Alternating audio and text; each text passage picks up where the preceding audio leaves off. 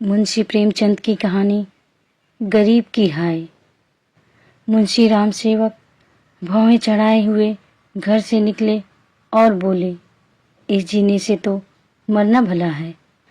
मृत्यु को प्रायः इस तरह के जितने निमंत्रण दिए जाते हैं, यदि वह सबको स्वीकार करती तो आज सारा संसार उजाड़ दिखाई देता।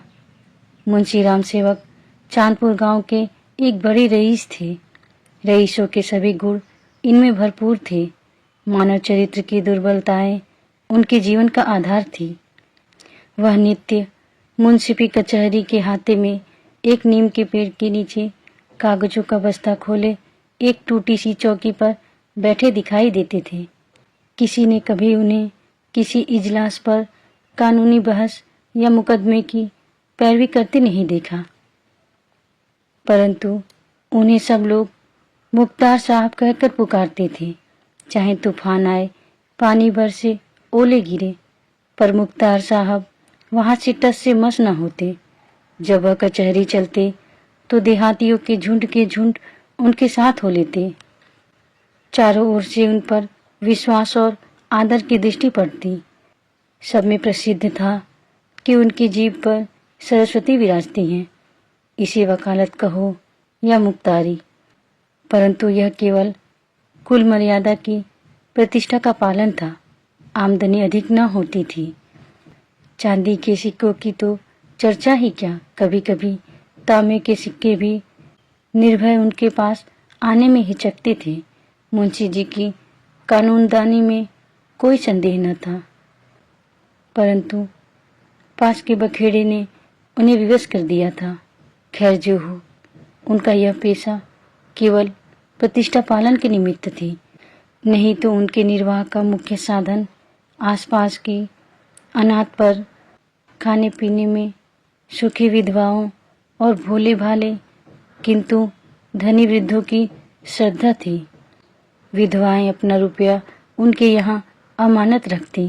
बूढ़े अपने कपूतों के डर से अपना धन उन्हें सौंप देते, पर रुपया एक बार मुट्ठी में जाकर फिर निकलना भूल जाता था। वह जरूरत पड़ने पर कभी कभी कर्ज ले लेते थे। भला बिना कर्ज लिए किसी का काम चल सकता है?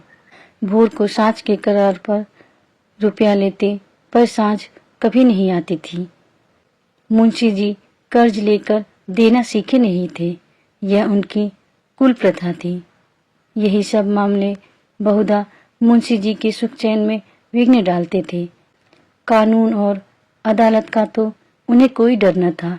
इस मैदान में उनका सामना करना पानी में मगर से लड़ना था, परंतु जब कोई दुष्ट भिड़ जाता, उनकी ईमानदारी पर संदेह करता और उनके मुंह पर बुरा भला कहने पर उतारू हो जाता, तो मुंशी जी के हृदय पर बड़ी चोट लगती।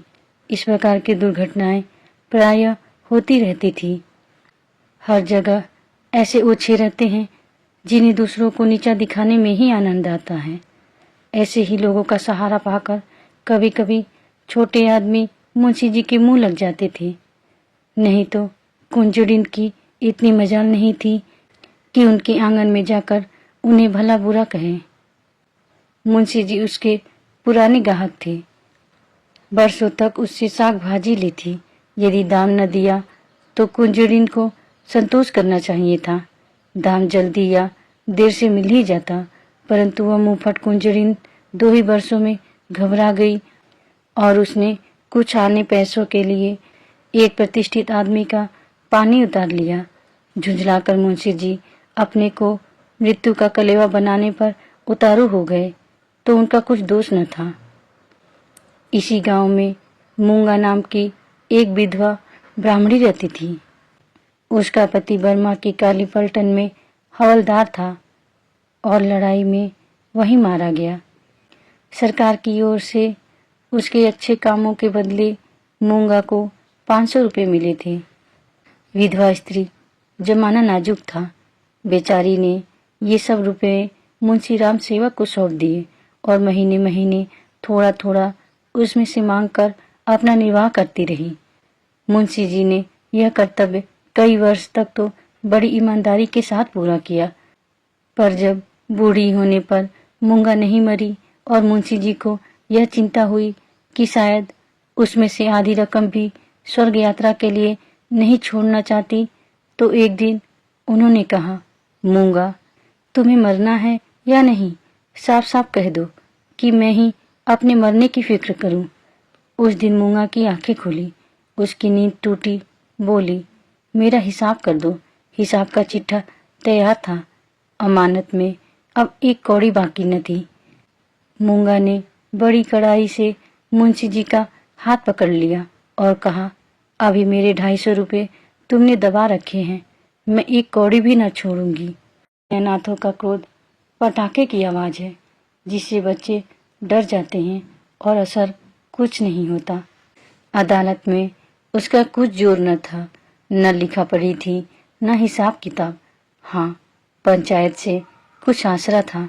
पंचायत बैठी, कई गांव के लोग इकट्ठे हुए। मुंशी जी नियत और मामले के साफ थे। सभा में खड़े होकर पंचों से कहा, भाइयों, आप सब लोग सत्यपरायण और कुलीन हैं। मैं आप सब साहबों का दास हूँ। आप सब साहबों की उदारता और कृपा से, दया और प्रेम से मेरा रोम रोम कृतज्ञ है। क्या आप लोग सोचते हैं कि मैं इस अनाथिनी और विधवा स्त्री के रुपए हड़प कर गया हूँ? पंचों ने एक स्वर में कहा, नहीं नहीं, आपसे ऐसा नहीं हो सकता। राम सेवक, यदि आप सब सज्जनों का विचार हो कि मैंने रुपए दबा लिए, तो मेरे लिए डूब मरने के सिवा और कोई उपाय नहीं। मैं धनाढ्य नहीं हूँ, न मुझे उदार होने का घमंड है, पर अपनी कलम की कृपा से, आप लोगों की कृपा से किसी की मुहताज नहीं हूँ। क्या मैं ऐसा ओछा हो जाऊंगा कि एक अनाथिनी के रुपए बचा लूं? पंचों ने एक स्वर से फिर कहा, नहीं नहीं, आपसे ऐसा नहीं हो सकता। मुंह से देखकर टीका काढ़ा जाता है। पंचों ने मुंशी जी को छोड़ दिया। पंचायत उठ गई। मूंगा ने आह भरकर संतोष किया और मन में कहा, अच्छा, यहाँ न मिला तो सही, वहाँ कहाँ जाएगा। अब कोई मूंगा का दुख सुनने वाला और सहायक न था। दरिद्रता से जो कुछ दुख भोगने पड़ते हैं वह उसे झेलने पड़े। वह शरीर से पुष्ट थी, चाहती तो परिश्रम कर सकती थी, पर जिस दिन पंचायत पूरी हुई उसी दिन से उसने काम ना करने की कसम खा ली। अब उसे रात दिन रुपए की रट लगी रहती। उठते बैठते सोते जागते उसे केवल एक काम था, और वह मुंशी राम सेवक का भला मनाना। झोपड़े के दरवाजे पर बैठी हुई रात दिन उन्हें सच्चे मन से असीसा करती। बहुधा अपनी आशीष के वाक्यों में ऐसे कविता के भाव और उपमाओं का व्यवहार करती कि लोग सुनकर अचंभे में आ जाते। धीरे धीरे मूंगा पगली हो चली। नंगे सिर नंगे शरीर हाथ में एक कुल्हाड़ी लिए हुए सुनसान स्थानों में जा बैठती। झोपड़े के बदले अब वह मरघट पर नदी के किनारे खंडहरों में घूमती दिखाई देती। बिखरी हुई लटें, लाल लाल आंखें, पागलों सा चेहरा, सूखे हुए हाथ पांव, उसका यह स्वरूप देख लोग डर जाते थे। अब कोई उसे हंसी में भी नहीं छेड़ता। यदि वह कभी गांव में निकल जाती तो स्त्रियां घरों के किवाड़ बंद कर लेती। पुरुष कतराकर इधर उधर से निकल जाते और बच्चे चीख मारकर भागते। यदि कोई लड़का भागता न था तो वह मुंशी राम सेवक का सुपुत्र राम गुलाम था। बाप में जो कुछ कोर कसर रह गई थी वह बेटे से पूरी हो गई थी। लड़कों का उसके मारे नाक में दम था। गांव के काने और लंगड़े आदमी उसकी सूरत से चिढ़ते थे और गालियां खाने में तो शायद ससुराल में आने वाले दामाद को भी इतना आनंद न आता था। वह मूंगा के पीछे तालियां बजाता, कुत्तों को साथ लिए हुए उस समय तक रहता जब तक वह बेचारी तंग आकर गांव से निकल न जाती। रुपया पैसा होश हवास खोकर पगली की पदवी मिली और अब बस सचमुच पगली थी। अकेली बैठी अपने आप घंटों बातें किया करती, जिसमें राम सेवक के मांस, हड्डी, चमड़े, आंखें, कलेजा आदि को खाने, मसलने, नोचने खसोटने की बड़ी उत्कट इच्छा प्रकट की जाती थी। और जब उसकी यह इच्छा सीमा तक पहुंच जाती तो वह राम सेवक के घर की ओर मुंह करके खूब चिल्लाकर और डरावने शब्दों में हाक लगाती, तेरा लहू पीऊंगी। प्रायः रात के सन्नाटे में यह गरजती हुई आवाज़ सुनकर स्त्रियां चौंक पड़ती हैं, परंतु इस आवाज़ से भयानक उसका ठठाकर हंसना था। मुंशी जी के लहू पीने की कल्पित खुशी से वह जोर से हंसा करती थी। इस ठठाने से ऐसी आसुरिक उद्दंडता, ऐसी पाशविक उग्रता टपकती थी कि रात को सुनकर लोगों का खून ठंडा हो जाता था। मालूम होता मानो सैकड़ों उल्लू एक साथ हंस रहे हैं। मुंशी राम सेवक बड़े हौसले और कलेजे के आदमी थे। न उन्हें दीवानी का डर था, न फौजदारी का, परंतु मूंगा के इन डरावने शब्दों को सुनो वह भी सहम जाते। हमें मनुष्य के न्याय का डर न हो, परंतु ईश्वर के न्याय का डर प्रत्येक मनुष्य के मन में स्वभाव से रहता है। मूंगा का भयानक रात का घूमना राम सेवक के मन में कभी कभी ऐसी ही भावना उत्पन्न कर देता, उनसे अधिक उनकी स्त्री के मन में। उनकी स्त्री बड़ी चतुर थी, वह इनको इन सब बातों में प्रायः सलाह दिया करती थी। उन लोगों की भूल थी जो लोग कहते थे कि मुंशी जी की जीभ पर सरस्वती विराजती हैं। वह गुण तो उनकी स्त्री को प्राप्त था। बोलने में वह इतनी तेज थी जितना मुंशी लिखने में थे, और यह दोनों स्त्री पुरुष प्रायः अपनी अवस्था में सलाह करते कि अब क्या करना चाहिए। आधी रात का समय था। मुंशी जी नित्य नियम के अनुसार अपनी चिंता दूर करने के लिए शराब के 2-4 घूंट पीकर सो गए थे। यकायक मूंगा ने उनके दरवाजे पर आकर जोर से हाक लगाई, तेरा लहू पीऊंगी, और खूब खिलखिलाकर हंसी। मुंशी जी यह भयानक ठहाका सुनकर चौंक पड़े। डर के मारे पैर थरथर कांपने लगे, कलेजा धक धक करने लगा। दिल पर बहुत जोर डालकर उन्होंने दरवाजा खोला, जाकर नागिन को जगाया। नागिन ने झुंझलाकर कहा, क्या कहते हो? मुंशी ने दबी आवाज से कहा, वह दरवाजे पर आकर खड़ी है। नागिन उठ बैठी, क्या कहती है? तुम्हारा सिर क्या दरवाजे पर आ गई? हाँ, आवाज नहीं सुनती हो? नागिन मूंगा से तो नहीं, परंतु उसके ध्यान से बहुत डरती थी। तो भी उसे विश्वास था कि मैं बोलने में उसे जरूर नीचा दिखा सकती हूँ। संभल कर बोली, कहो तो मैं उससे 2-2 बातें कर लूँ। परंतु मुंशी जी ने मना किया। दोनों आदमी पैर दबाए हुए ड्योढ़ी में गए और दरवाजे से झांक कर देखा। मूंगा की धुंधली मूरत धरती पर पड़ी थी और उसकी सांस तेजी से चलती हुई सुनाई देती थी। राम सेवक के लहू और मांस की भूख से वह अपना लहू और मांस सुखा चुकी थी। एक बच्चा भी उसे गिरा सकता था, परंतु उससे सारा गांव थरथर कांपता। हम जीते मनुष्य से नहीं डरते, पर मुर्दे से डरते हैं। रात गुजरी, दरवाजा बंद था, पर मुंशी जी और नागिन ने बैठकर रात काटी। मूंगा भीतर नहीं घुस सकती थी, पर उसकी आवाज को कौन रोक सकता था। मूंगा से अधिक डरावनी उसकी आवाज थी। भोर को मुंशी जी बाहर निकले और मूंगा से बोले, यहाँ क्यों पड़ी है? मूंगा बोली, तेरा लहू पीऊंगी। नागिन ने बल खाकर कहा, तेरा मुंह झुलस दूंगी। पर नागिन के विष ने मूंगा पर कुछ असर न किया। उसने जोर से ठहाका लगाया।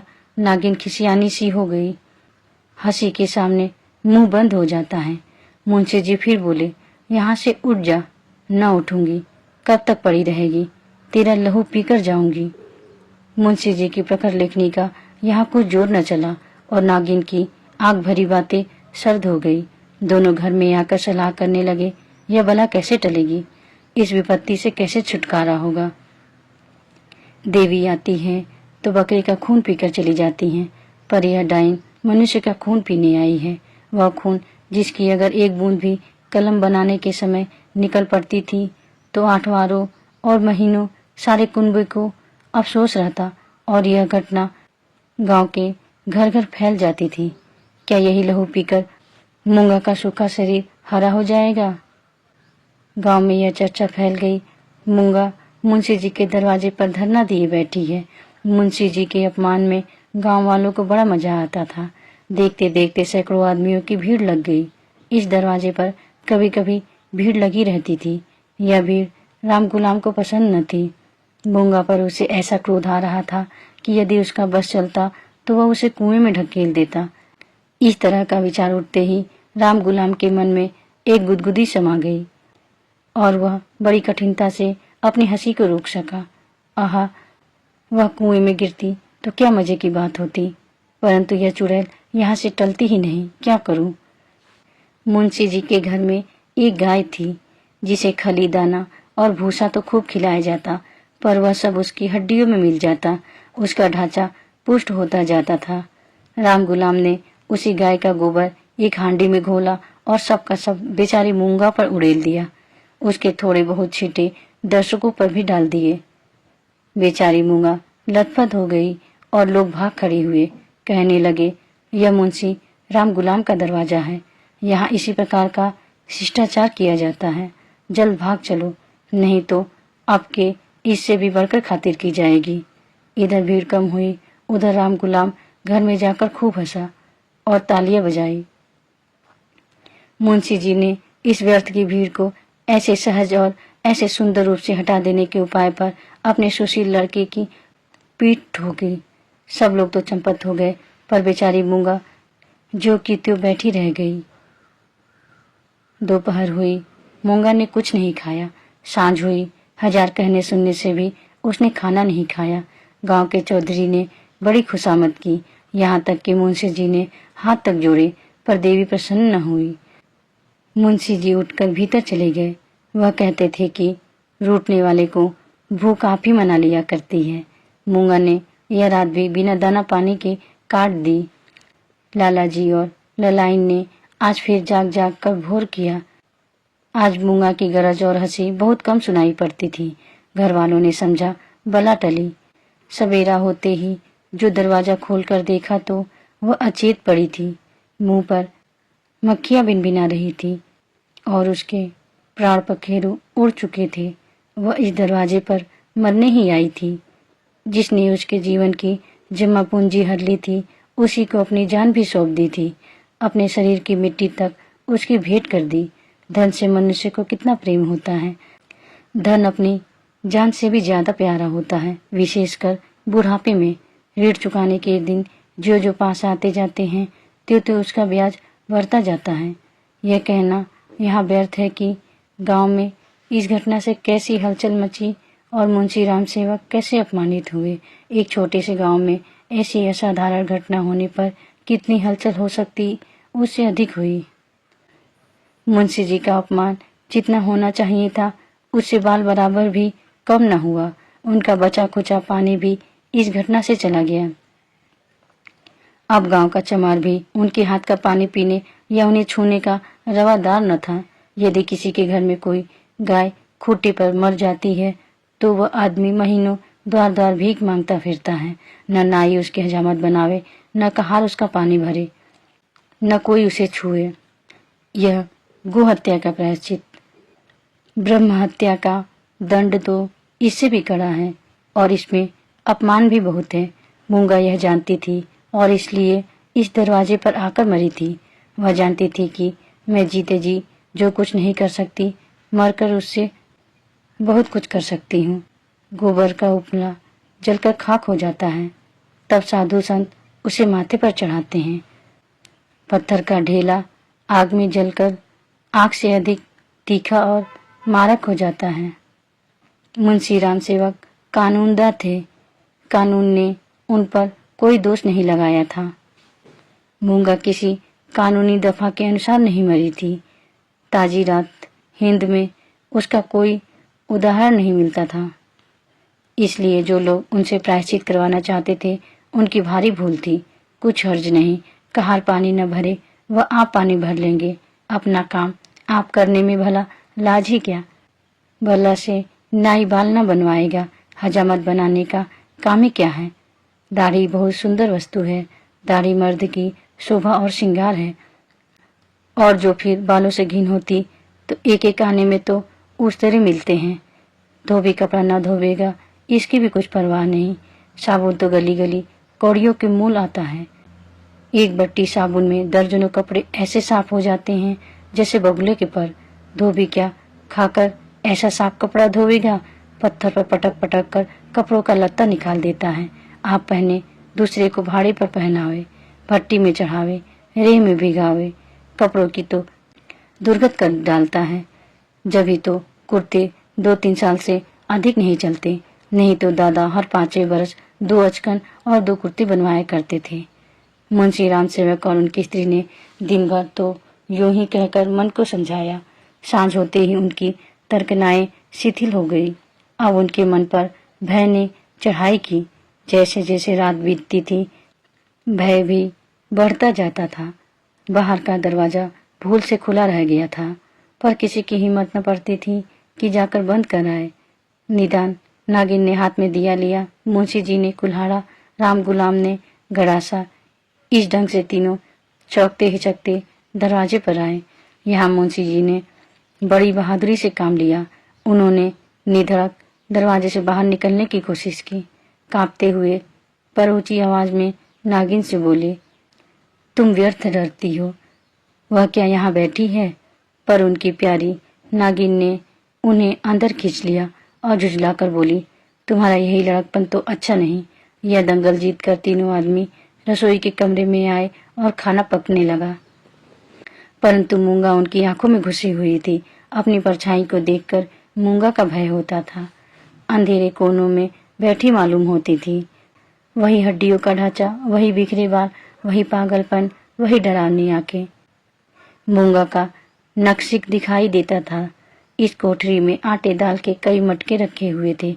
वहीं कुछ पुराने चीथड़े भी पड़े हुए थे। एक चूहे को भूख ने बेचैन किया। मटकों ने कभी अनाज की सूरत नहीं देखी थी, पर सारे गांव में मशहूर था कि इस घर के गजब के डाकू हैं। तो वह उन दोनों की खोज में, जो मटकों में कभी नहीं गिरे थे, रेंगता हुआ इस चिथड़ी के नीचे आ निकला। कपड़ों में खड़खड़ाहट हुई। फैले हुए चिथड़े पतली टांगे बन गई। नागिन देखकर झिझकी और चीख उठी। मुंशी जी बदहवास होकर दरवाजे की ओर लपके। राम गुलाम दौड़कर उनकी टांगों से लिपट गया। चूहा बाहर निकल आया। उसे देखकर इन लोगों के होश ठिकाने हुए और मुंशी जी साहस करके मटके की ओर चले। नागिन ने कहा, रहने भी दो, देख ली तुम्हारी मर्दानगी। मुंशी जी अपने प्रिया नागिन के इस अनादर पर बहुत बिगड़े। क्या तुम समझती हो मैं डर गया? भला डर की क्या बात थी? मूंगा मर गई, क्या वह बैठी है? मैं कल नहीं दरवाजे के बाहर निकल गया था, तुम रोकती रही, मैं न माना। मुंशी जी की इस दलील ने नागिन को निरुत्तर कर दिया। कल दरवाजे के बाहर निकल जाना या निकलने की कोशिश करना साधारण काम न था। जिसके साहस का ऐसा प्रमाण मिल चुका है, उसे डरपोक कौन कह सकता है? यह नागिन की हठ धर्मी थी। खाना खाकर तीनों आदमी सोने के कमरे में आए, परंतु मूंगा ने यहाँ भी पीछा न छोड़ा। बातें करते थे, दिल को बहलाते थे। नागिन ने राजा हरदौल और रानी सारंधा की कहानियां कही। मुंशी जी ने फौजदारी के कई मुकदमों का हाल कह सुनाया, परंतु तो भी इन उपायों से भी मूंगा की मूर्ति उनकी आंखों के सामने से न हटती थी। जरा भी खटखटाहट होती कि तीनों चौंक पड़ते। इधर पत्तियों की सनसनाहट हुई कि उधर तीनों के रोंगटे खड़े हो गए। रह रहकर एक धीमी आवाज धरती के भीतर से उनके कानों में आती थी, तेरा खून पीऊंगी। आधी रात को नागिन नींद में चौंक पड़ी। वह इन दिनों गर्भवती थी। लाल लाल आंखों वाली, तेज और नुकीले दांतों वाली मूंगा उसकी छाती पर बैठी हुई जान पड़ती थी। नागिन चीख उठी, बावली की तरह आंगन में भाग आई और एकाएक धरती पर चित्त गिर पड़ी। सारा शरीर पसीने पसीने हो गया। मुंशी जी उसकी चीख सुनकर चौंके, पर डर के मारे आंखें न खुली। अंधों की तरह दरवाजा टटोलते रहे। बहुत देर के बाद उन्हें दरवाजा मिला। आंगन में आए। नागिन जमीन पर पड़ी हाथ पांव पटक रही थी। उसे उठाकर भीतर लाए, पर रात भर उसने आंखें न खोली। भोर को अकबक बकने लगी। थोड़ी देर में ज्वर हो आया। बदन लाल तवा सा हो गया। साँझ होते होते उसे सन्निपात हो गया और आधी रात के समय जब संसार में सन्नाटा छाया हुआ था, नागिन इस संसार से चल बसी। मूंगा के डर ने उसकी जान ली। जब तक मूंगा जीती रही, वह नागिन की फुफकार से सदा डरती रही। पगली होने पर भी उसने कभी नागिन का सामना नहीं किया, पर अपनी जान देकर उसने आज नागिन की जान ली। भय में बड़ी शक्ति है। मनुष्य हवा में एक गिरह भी नहीं लगा सकता, पर इसने हवा में एक संसार रच डाला है। रात बीत गई, दिन चढ़ता आता था, पर गांव का कोई आदमी नागिन की लाश उठाने को आता न दिखाई दिया। मुंशी जी घर घर घूमे, पर कोई न निकला। भला हत्यारे के दरवाजे पर कौन जाए, हत्यारे की लाश कौन उठावे। इस समय मुंशी जी का रौब-दाब, उनकी प्रबल लेखनी का भय और उनकी कानूनी प्रतिभा एक काम भी न आई। चारों ओर से हार कर मुंशी जी फिर अपने घर आ गए। यहाँ उन्हें अंधकार दिखता था। दरवाजे तक तो आए, पर भीतर पैर नहीं रखा जाता था। न बाहर ही खड़े रह सकते थे। बाहर मूंगा थी, भीतर नागिन। जी को कड़ा करके हनुमान चालीसा का पाठ करते हुए घर में घुसे। उस समय उनके मन पर जो बीतती थी वही जानते थे। उसका अनुमान मुश्किल है। घर में लाश पड़ी हुई है, न कोई आगे न पीछे। दूसरा ब्याह तो हो सकता था। अभी इसी फागुनी में तो 50वां लगा है, पर ऐसे सुयोग्य और मीठी बोल वाली स्त्री कहाँ मिलेगी। अफसोस, अब तगादा करने वालों से बहस कौन करेगा, कौन उन्हें निरुत्तर करेगा। लेन देन का हिसाब किताब कौन इतनी खूबी से करेगा। किसकी बड़ी आवाज तीर की तरह तगादेदारों की छाती में चुभेगी। यह नुकसान अब पूरा नहीं हो सकता। दूसरे दिन मुंशी जी लाश को ठेले गाड़ी पर लादकर गंगा जी की तरफ चले। 100 के साथ जाने वालों की संख्या कुछ भी न थी। एक स्वयं मुंशी जी, दूसरे उनके पुत्र रत्न राम गुलाम थे। इस बेइज्जती से मूंगा की लाश भी नहीं उठी थी। मूंगा ने नागिन की जान लेकर भी मुंशी जी का पिंड न छोड़ा। उसके मन में हर घड़ी मूंगा की मूर्ति विराजमान रहती थी। कहीं रहते उनका ध्यान इसी ओर रहा करता था। यदि दिल बहलाव का कोई उपाय होता तो शायद वह इतने बेचैन न होते, पर गांव का एक पुतला भी उनके दरवाजे की ओर न झांकता था। बेचारे अपने हाथों पानी भरते, आप ही बर्तन धोते। सोच और क्रोध, चिंता और भय, इतने शत्रुओं के सामने एक दिमाग कब तक ठहर सकता था। विशेषकर वह दिमाग जो रोज कानून की बहसों में खर्च हो जाता था। अकेले कैदी की तरह उनके 10-12 दिन तो ज्यों त्यों कर कटे। 14वें दिन मुंशी जी ने कपड़े बदले और बोरिया बिस्तर लिए हुए कचहरी चले। आज उनका चेहरा कुछ खिला हुआ था। जाते ही मुवक्किल मुझे घेर लेंगे, मेरी मातमपुरसी करेंगे। मैं आंसुओं की 2-4 बूंदें गिरा दूंगा, फिर बेनामों, रेहनामों और सुलहनामों की भरमार हो जाएगी। मुट्ठी गर्म होगी, शाम को जरा नशे पानी का रंग जम जाएगा, जिसके छूट जाने से जी और भी उचाट रहा था। इन्हीं विचारों में मग्न मुंशी जी कचहरी पहुंचे, पर वहां रेहन नामों की भरमार और बेनामों की बाढ़ और मुवक्किलों की चहल पहल के बदले निराशा की रेतीली भूमि नजर आई। बस्ता खोले घंटों बैठे रहे, पर कोई नजदीक भी न आया। किसी ने इतना भी न पूछा कि आप कैसे हैं। नए मुवक्किल तो खैर, बड़े बड़े पुराने मुवक्किल जिनका मुंशी जी से कई पीढ़ियों से सरोकार था, आज उनसे मुंह छिपाने लगे। वह नालायक और अनाड़ी रमजान, जिसकी मुंशी जी हंसी उड़ाते थे और जिसे शुद्ध लिखना भी न आता था, आज गोपियों का कन्हैया बना हुआ था। वाह रे भाग्य! मुवक्किल यूं मुंह फेरे चले जाते हैं मानो किसी की जान पहचान ही नहीं हो।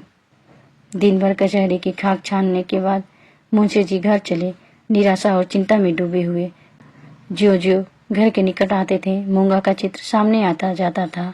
यहाँ तक कि जब घर का द्वार खोला और 2 कुत्ते, जिन्हें राम गुलाम ने बंद रखा था, झपट कर बाहर निकले, तो मुंशी जी के होश उड़ गए। एक चीख मारकर जमीन पर गिर पड़े। मनुष्य के मन और मस्तिष्क पर भय का जितना प्रभाव होता है, उतना और किसी शक्ति का नहीं। प्रेम, चिंता, निराशा, हानि, यह सब मन को अवश्य दुखित करते हैं, पर यह हवा के हल्के झोंके हैं और भय प्रचंड आंधी है। मुंशी जी पर इसके बाद क्या बीती मालूम नहीं। कई दिनों तक लोगों ने उन्हें कचहरी जाते और वहां से मुरझाए हुए लौटते देखा। कचहरी जाना उनका कर्तव्य था, और यद्यपि वहां मुवक्किलों का अकाल था, तो भी तगादेदारों से गला छुड़ाने और उनको भरोसा दिखाने के लिए अब यही एक लटका रह गया था। इसके बाद कई महीने तक दिखाई न पड़े। बद्रीनाथ चले गए। एक दिन गांव में एक साधु आया। भभूत रमाए, लंबी जटाएं, हाथ में कमंडल। उनका चेहरा मुंशी राम सेवक से बहुत मिलता जुलता था। बोलचाल में भी अधिक भेद न था। वह एक पेड़ के नीचे धूनी रमाए बैठा रहा। उसी रात को मुंशी राम सेवक के घर से धुआं उठा, फिर आग की ज्वाला दिखने लगी और आग भड़क उठी। गांव के सैकड़ों आदमी दौड़े, आग बुझाने के लिए नहीं, तमाशा देखने के लिए। एक गरीब की हाय में कितना प्रभाव है। राम गुलाम मुंशी जी के गायब हो जाने पर अपने मामा के यहाँ चला गया और वहाँ कुछ दिनों रहा, पर वहाँ उसकी चाल ढाल किसी को पसंद न आई। एक दिन उसने किसी के खेत से मूली नोची। उसने 2-4 धौल लगाए। इस पर वह इस कदर बिगड़ा कि जब उसके चने खलिहान में आए तो उसने आग लगा दी। सारा का सारा खलिहान जलकर खाक हो गया। हजारों रुपयों का नुकसान हुआ। पुलिस ने तहकीकात की। राम गुलाम पकड़ा गया। इसी अपराध में वह चुनार के रिफॉर्मेटरी स्कूल में मौजूद है। आप सुन रहे थे मुंशी प्रेमचंद की लिखी कहानी गरीब की हाय। कहानी सुनने के लिए धन्यवाद।